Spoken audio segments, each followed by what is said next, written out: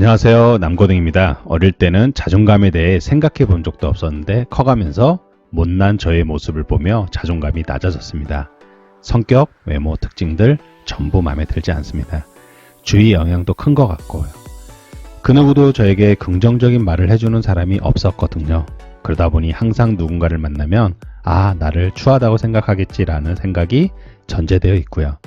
원래 활발하고 낯가림이 없는 성격이라 먼저 말 걸고 제안 같은 걸 잘하는데 그런 걸 이제는 못하겠습니다 라며 부담스러워 하겠지? 나 같은 게 놀자는데 누가 좋아해? 등등. 그러다 보니 활발했던 성격이 점차 죽어가고 요새는 다 재미없고 계속 우울합니다.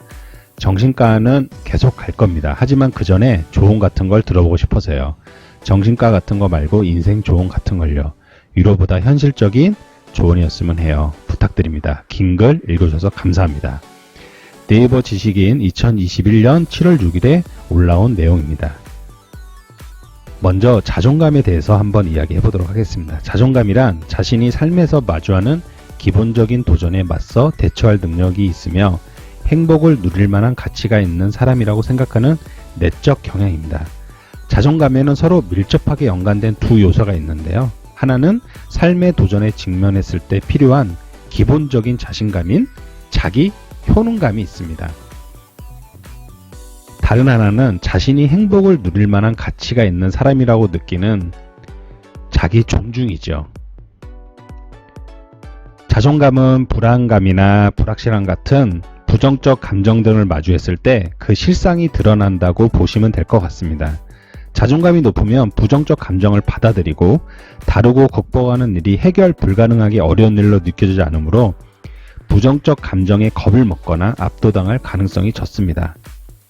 그럼 오늘 자존감을 높이는 3가지 방법에 대해서 알려드리도록 하겠습니다. 첫 번째는 사실과 해석과 감정을 구분해야 합니다.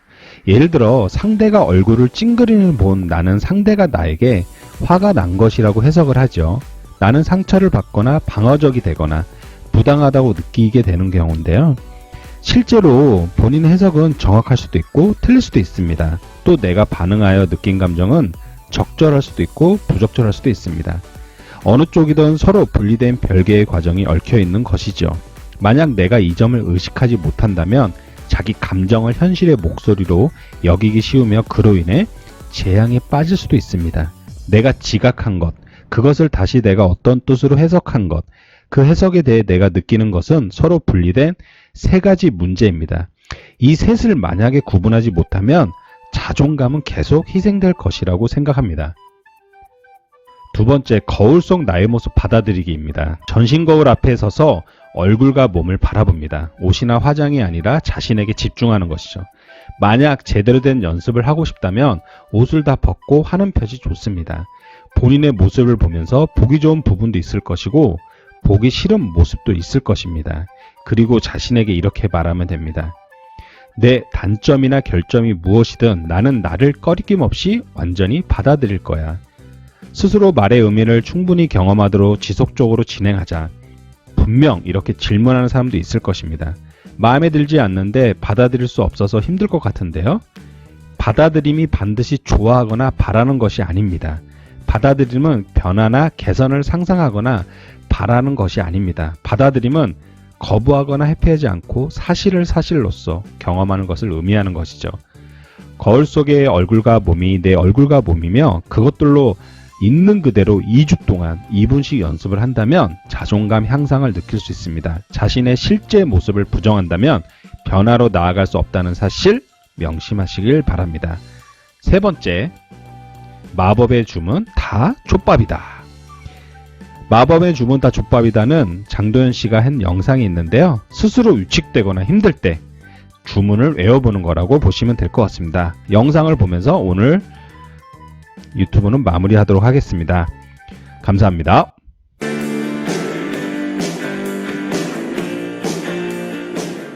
나를 나로서 사랑하는 방법을 좀 배워야 될 것 같아. 그래서 저는 또 한 가지 제가 아까 말씀드렸다시피 굉장히 평범하고 학창시절에 정말 주눅도 많이 들고 남의 눈치를 정말 많이 받았거든요. 근데 이런 제가 방송 생활을 지금 10년째 하고 있으면서 혼자 거는 주문이 있어요. 왜냐면 지금같이 이렇게 사람들이 너무 많고 나 혼자 이 사람들을 상대해야 될 때는 정말 그야말로 기가 필요하거든요. 근데 난 본디 그런 사람이 아닌지라 혼자 거는 주문이 있는데 그게 뭐냐면 답이다라는 생각을 해요. 왜냐면은 그래가지고 제가 아까도 저기 차에서 내리면서 사람들이 너무 많은 걸 보고 야 이거 이따 집에 가자. 나 어떡하냐. 나 몰라. 나 못 이겨. 저런 사람들. 매니저한테 이런 얘기를 했는데 계속 마인드 컨트롤을 했죠. 그래서 너무 죄송하지만 제가 마인드 컨트롤 하느라 여러분들이 다 법으로 보여요. 그러니까 너무 크게 웃었나?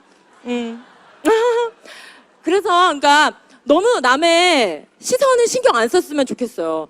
남 신경 쓰지 말고 자신만의 보폭으로 걷자 이런 얘기 하고 싶었어요. 왜 많이 좀 비교되고 그리고 왜 우리는 꼭 주위에 보면은 잘된 사람만 눈에 보이지 우리보다 좀 안 된 사람들은 또 그렇게 눈에 안 보이더라고. 그래서 항시 뭐 나만의 보폭이 있다라고 생각하고 나만의 온도가 있다고 생각하고 너무 팔팔 끓어야 또 그게 좋은 게 아니잖아요. 저는 지금 10년째 방송 일을 하고 있지만 저는 유행어가 하나도 없어요. 그리고 정말 막, 와, 내로라 할 정도로 뭐, 시대를 막 정말 이 사람이 막 장악했다 할 정도로 인기가 높아본 적도 없어서 따지고 보면 그래서 전 더 식상하지 않다라고 생각하거든요.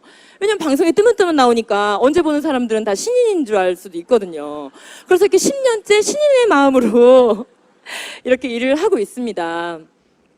그래서 다시 한번 말씀드리는 건 뭐 여러분들 주위 사람들이 다 나보다 잘 되고 있다. 뭐 부러워.